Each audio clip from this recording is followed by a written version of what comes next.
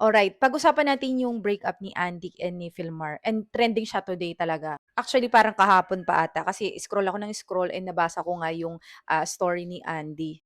And nagbasa ko din yung story ni Philmar. They're totally ano na, break na talaga sila. Ito yung sinasabi na kahit, ibigay mo na yung buong-buo, pero talagang kapag cheater, cheater talaga. And naniniwala ako dun kasi based din sa experience ko, as in, cheater talaga. Wala tayong magagawa. Choice niya kasi yun. Pero ito lang yung maa-advice ko sa mga girls, kailangan siyempre magtira pa rin tayo para sa sarili natin. Hindi dapat natin ibigay yung buong-buo. Alam ko naman na, nagmahal lang tayo, pero siyempre mahalin din natin yung sarili natin.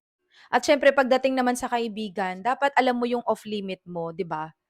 Alam mo yung limitation niyo. Maging respeto lang ba sa isa't isa? Kasi siyempre may asawa na 'yan and kahit kasing ka-close mo 'yan dati nung kabataan pa ninyo, iba na rin yung status niyo, eh.